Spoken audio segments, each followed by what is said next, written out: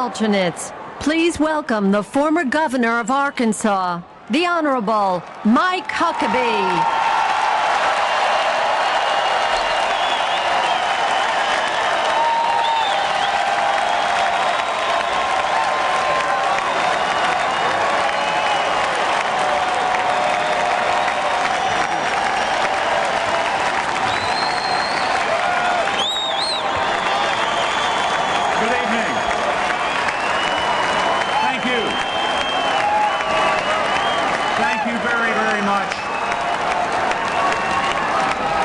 Thank you. Well, let me say that as much as I appreciate this magnificent opportunity to speak tonight, I've got to be honest with you. I was originally hoping for the slot on Thursday night called the acceptance speech. But I want you to also know that I am genuinely delighted to be here to speak on behalf of my second choice for the Republican nomination for president, John McCain.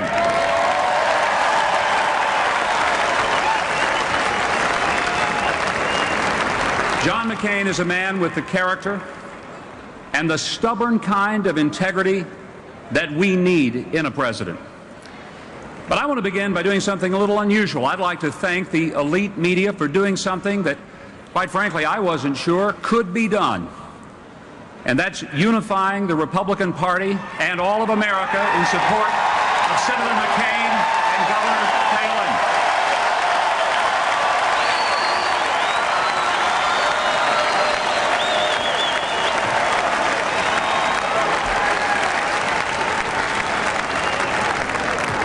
The reporting of the past few days have proven tackier than a costume change at a Madonna concert.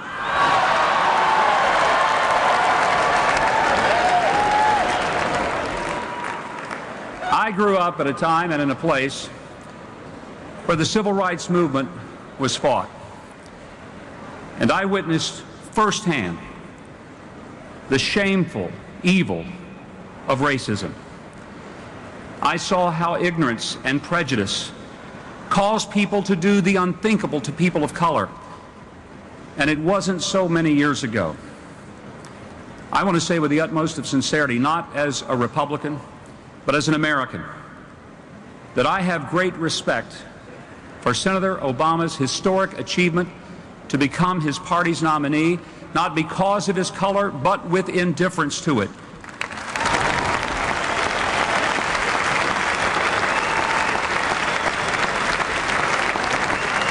Party, our politics aside, as Americans, we celebrate this milestone because it elevates our country.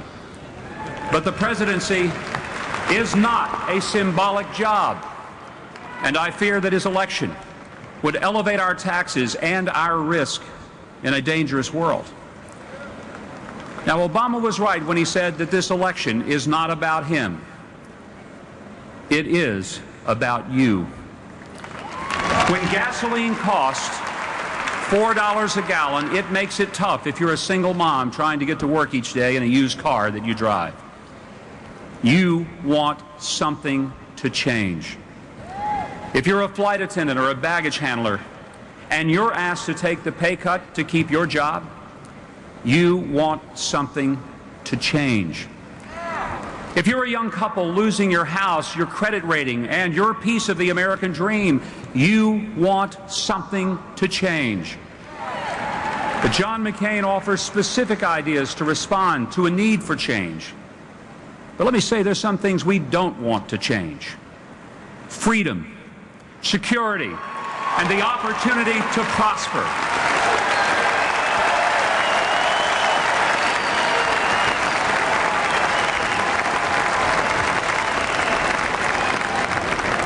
Barack Obama's excellent adventure to Europe took his campaign for change to hundreds of thousands of people who don't even vote or pay taxes here. But let me hasten to say that it's not what he took there that concerns me. It's what he brought back.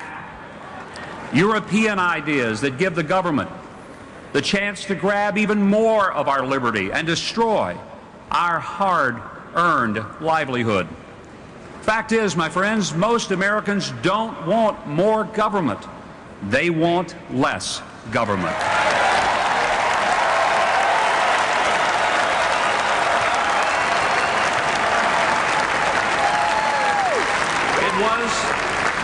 It was, in fact, the founder of our party, Abraham Lincoln, who reminded us that a government that can do everything for us is the government that can take everything from us. Now, I get a little tired of hearing how the Democrats care so much for the working guy, as if all Republicans grew up with silk stockings and silver spoons. You see, in my little town of Hope, Arkansas, the three sacred heroes were Jesus, Elvis, and FDR, not necessarily in that order. My own father, for example, held down 2 jobs, barely affording the little rented house that I grew up in. My dad was one of those guys, like so many of your dads. He worked hard. He lifted heavy things. He got his hands dirty. In fact, the only soap we ever had in my house was lava. Let me explain that. I was in college before I found out it isn't supposed to hurt when you take a shower.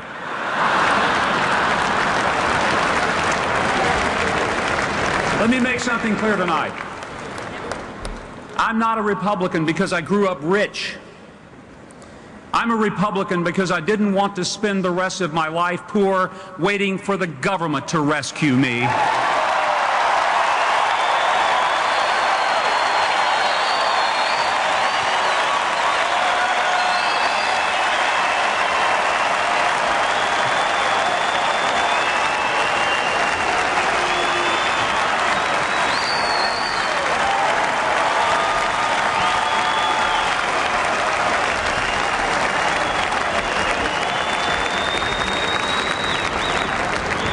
John McCain doesn't want the kind of change that allows the government to reach even deeper into your paycheck and pick your pocket, your doctor, your child's school, or even the kind of car you drive, or tell you how much you have to inflate your tires. And he doesn't want to change the definition of marriage. And unlike the Democratic ticket, Senator McCain and Governor Palin believe that every human life has intrinsic worth and value from the moment of conception.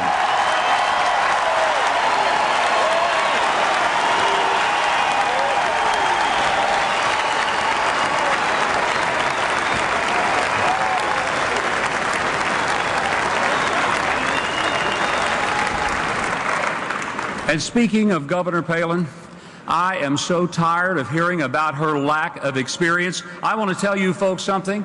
She got more votes running for mayor of Wasilla, Alaska than Joe Biden got running for president of the United States.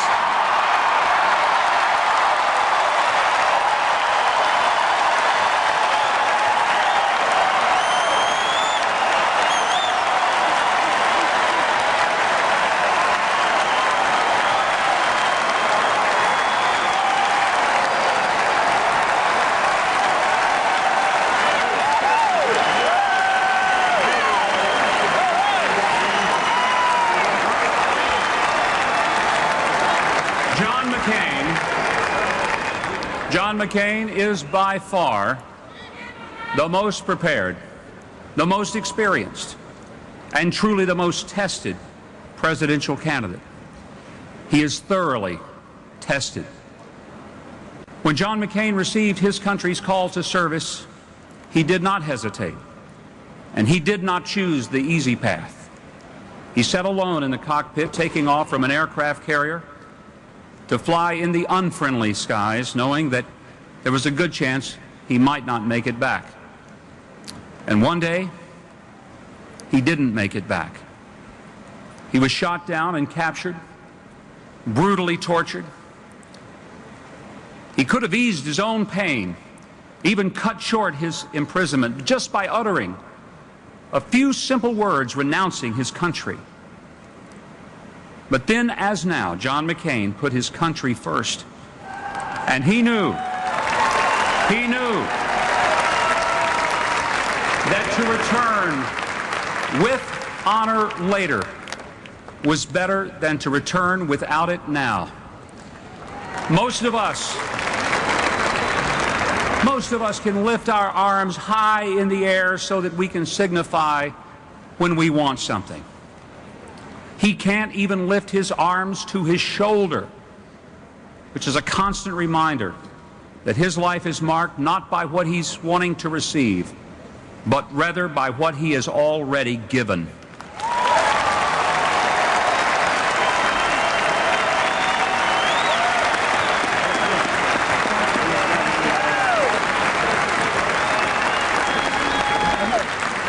Let me tell you about someone I know who understands this type of sacrifice.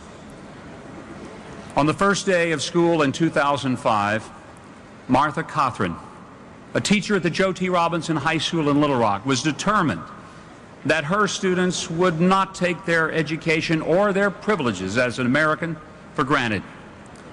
And with the principal of her school's permission, she removed all of the desks from her classroom on that first day of school in 2005. Now, the students walked into an empty classroom and they said, "Ms. Cothran, where's our desk?"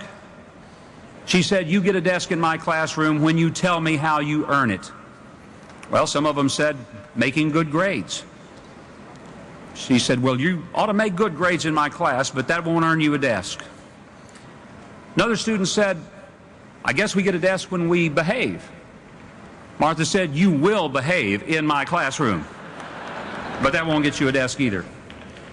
No one in first period guessed right. Same for second period. By lunch, the buzz was all over the campus. Ms. Cothran had flipped out.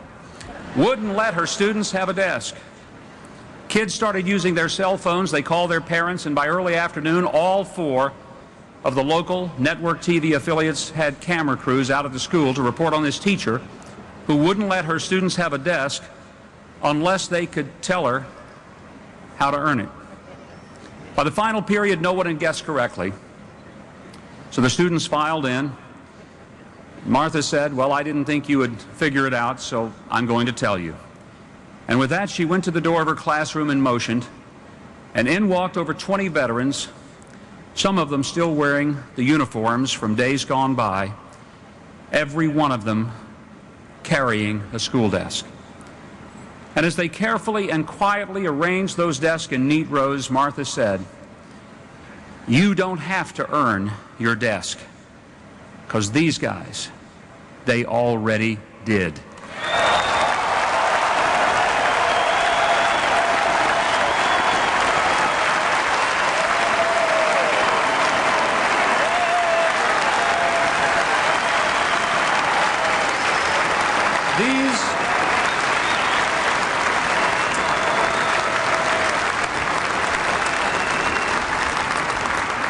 These brave veterans had gone halfway around the world, giving up their education, interrupting their careers and families, so that we could have the freedom that we have. Martha told them, "No one charged you for your desk, but it wasn't really free. These guys bought it for you. And I hope you never, ever forget it." And I wish, ladies and gentlemen, I wish we would all remember that being American is not just about the freedom we have, it is about those who gave it to us. And let me remind you of something. John McCain is one of those people who helped buy the freedom and the school desk that we had. John McCain helped me have a school desk. And I want to tell you, I pledge myself to doing everything I can to help him earn a desk, and I'm thinking the one that's in the Oval Office would fit him very, very well. Thank you. God bless you folks.